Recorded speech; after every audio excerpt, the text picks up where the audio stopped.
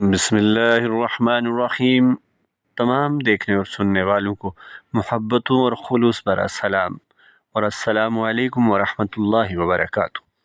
محترم سامعین و ناظرین، آج ہم آپ کو بتانے والے ہیں دنیا کی طاقتور ترین قوم کے بارے میں، جو کہ پہاڑوں کو تراش کر اپنے گھر اور محلات بناتے تھے، اور قوم سمود پر جو عذاب نازل ہوا اس کے بارے میں تمام تفصیلات اس ویڈیو میں۔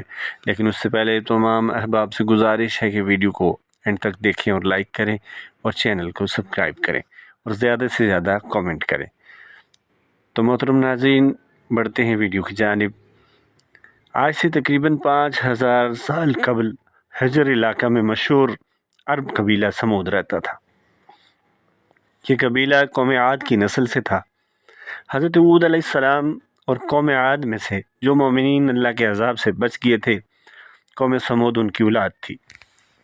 اس قوم میں بھی رفتہ رفتہ بت پرستی آ گئی تھی۔ اس وقت یہ علاقہ سعودی عرب میں ہے، جو ان دنوں مدائن صالح کے نام سے جانا جاتا ہے۔ مدائن مدینہ کی جمع ہے، جس کے معنی ہیں شہر، جبکہ صالح مشہور نبی حضرت صالح علیہ السلام کی طرف منسوب ہے، یعنی حضرت صالح علیہ السلام کی بستیاں۔ مدائن صالح مدینہ منورہ اور تبوک کے درمیان مدینہ منورہ سے تقریباً 380 کلومیٹر شمال مغرب میں واقع ہے۔ مدینہ منورہ سے خیبر تقریباً 180 کلومیٹر دور ہے، جو مدینہ منورہ اور مدائن صالح کے درمیان واقع ہے۔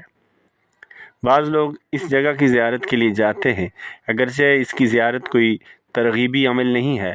آج بھی صبح سے شام تک حجر یعنی مدائن صالح کی زیارت کی جا سکتی ہے، لیکن رات میں اس مقام پر جانے کی اجازت نہیں ہے۔ اقوام متحدہ کے مشہور ادارے یونیسکو نے بھی مدائن صالح یعنی حجر کی تاریخی حیثیت تسلیم کی ہے۔ مدینہ منورہ سے جاتے ہوئے مدائن صالح سے 22 کلومیٹر پہلے ایک خوبصورت شہر آتا ہے، جہاں لیموں، سنترا، انگور اور آم کے علاوہ گیہوں اور جو کی بھی خوب کھیتی ہوتی ہے۔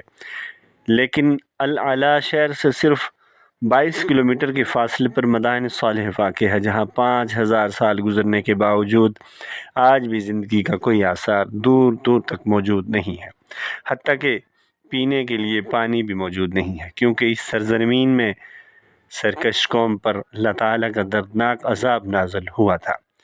اس لیے جو حضرات مدائن صالح جاتے ہیں وہ پانی، جوس وغیرہ الاعلیٰ شہر سے ہی لے کر جاتے ہیں۔ حجاز مقدس کے تجارتی قافلے اسی راستے سے ملک شام جایا کرتے تھے۔ عثمانی حکومت نے 1907 میں مدائن صالح میں ایک ریلوے اسٹیشن بھی بنایا تھا، جو مدینہ منورہ کے بعد دوسرا بڑا ریلوے اسٹیشن تھا۔ مدینہ منورہ سے خیبر اور مدائن صالح ہوتی ہوئی ٹرین دمشق جایا کرتی تھی، مگر سلطنت عثمانیہ کے زوال کے ساتھ ہی یہ تاریخی ٹرین بند ہو گئی۔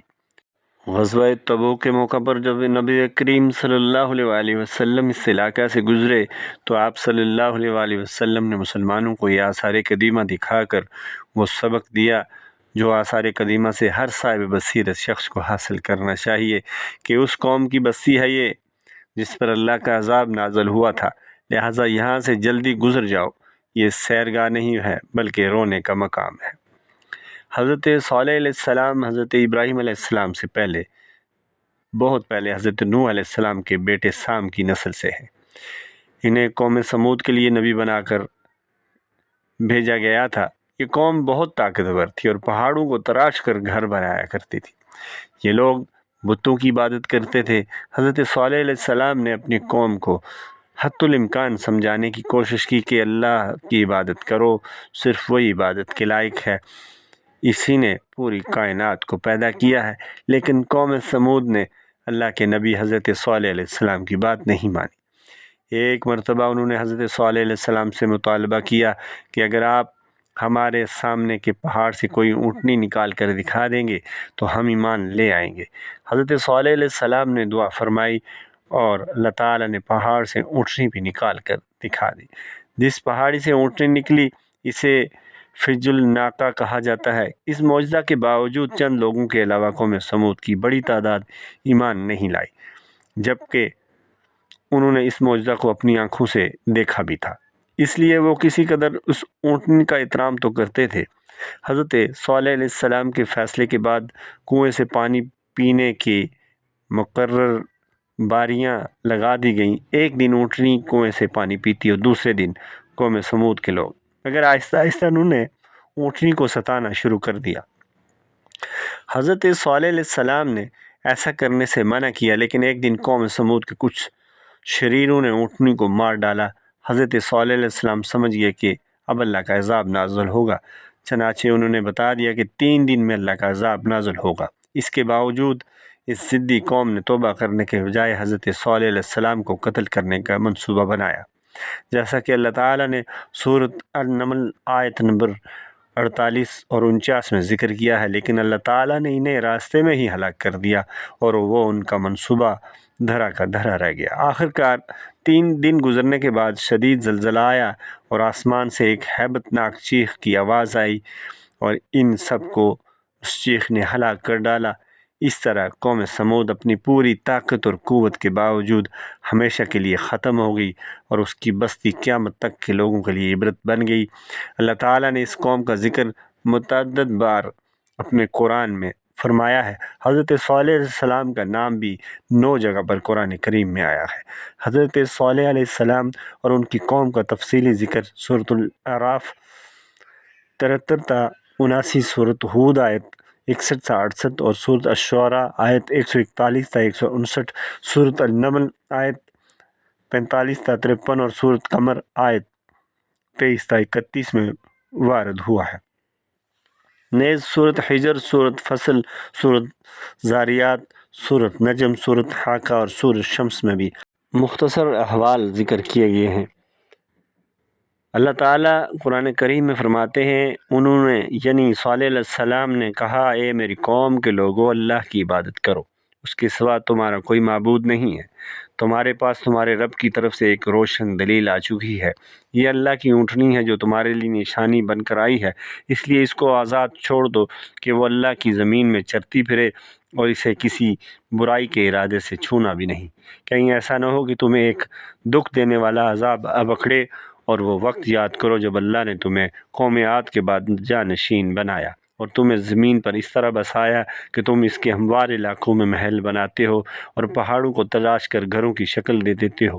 لہٰذا اللہ کی نعمتوں پر دھیان دو اور زمین میں فساد مچانے کے لیے ادھر ادھر نہ پھرو۔ ان کی قوم کے سردار نے جو بڑائی کے گھمنڈ میں تھے ان کمزوروں سے پوچھا جو ایمان لے آئے تھے کہ کیا تمہیں اس بات کا یقین ہے کہ صالح اپنے رب کی طرف سے بھیجے ہوئے پیغمبر ہے؟ انہوں نے کہا، بے شک ہم اس پیغام پر پورا ایمان رکھتے ہیں اور ان کے ذریعے بھیجا گیا جو پیغام ہے ہم اس پر ایمان لاتے ہیں۔ وہ مغرور لوگ کہنے لگے، جس پیغام پر تم ایمان لائے ہو اس کے تو ہم سب منکر ہیں۔ چنانچہ انہوں نے اونٹنی کو مار ڈالا اور اپنے پروردگار کے حکم سے سرکشی کی اور کہا، صالح اگر تم واقعی ایک پیغمبر ہو تو لے آؤ وہ عذاب جس کی ہمیں دھمکی دیتے ہو۔ نتیجہ یہ ہوا کہ انہیں زلزلے نے آ پکڑا اور وہ اپنے گھروں میں اوندے پڑے رہ گئے۔ اس موقع پہ صالح ان سے منہ موڑ کر چل دیے اور کہنے لگے، اے میری قوم، میں نے تمہیں اپنے رب کا پیغام پہنچایا اور تمہاری خیر خواہی کی، مگر افسوس کہ تم خیر خواہوں کو پسند نہیں کرتے۔ سورۃ الاعراف آیت نمبر 73 تا 79۔ اور قوم سمود کے پاس ہم نے ان کے بھائی صالح کو پیغمبر بنا کر بھیجا۔ انہوں نے کہا، اے قوم، اللہ کی عبادت کرو، اس کے سوا تمہارا کوئی معبود نہیں ہے۔ اسی نے تم کو زمین سے پیدا کیا اور اس میں تمہیں آباد کیا، لہٰذا اس سے اپنے گناہوں کی معافی مانگو، پھر اس کی طرف رجوع کرو، یعنی یقین رکھو کہ میرا رب تم سے قریب بھی ہے، دعائیں قبول کرنے والا بھی۔ وہ کہنے لگے، اے صالح، اس سے پہلے تو تم ہمارے درمیان اس طرح رہے ہو کہ تم سے بڑی امیدیں وابستہ تھیں، یعنی نبوت سے قبل۔ حضرت صالح علیہ السلام کا اپنی قوم میں عظیم مقام رکھتے تھے۔ جن بتوں کی عبادت ہمارا باپ دادا کرتا آیا ہے، کیا تم ہمیں ان کی عبادت کرنے سے منع کرتے ہو؟ جس کی دعوت تم دے رہے ہو اس کے بارے میں تو ہمیں ایسا شک ہے جس سے ہمیں اضطراب میں ڈال دیا ہے۔ صالح نے کہا، اے میری قوم، ذرا مجھے یہ بتاؤ کہ اگر میں اپنے پروردگار کی طرف سے آئی ہوئی ایک روشن ہدایت پر قائم ہوں اور اس نے مجھے خاص اپنے پاس سے ایک رحمت یعنی نبوت عطا فرمائی ہے، پھر بھی اگر میں اس کی نافرمانی کروں تو کون ہے جو مجھے اللہ کی پکڑ سے بچا لے؟ لہذا تم میرے فرائض سے روک کر بربادی میں مبتلا کرنے کے سوا مجھے اور کیا دے رہے ہو؟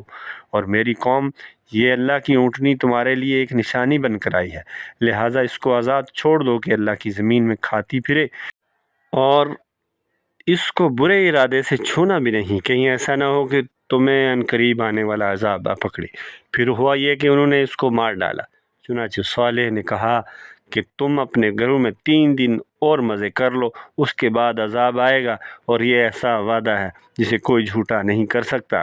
پھر جب ہمارا حکم آ گیا تو ہم نے صالح کو اور ان کے ساتھ جو ایمان لائے تھے ان کو اپنی خاص نعمت کے ذریعے نجات دی اور اس دن کی رسوائی سے بچا لیا۔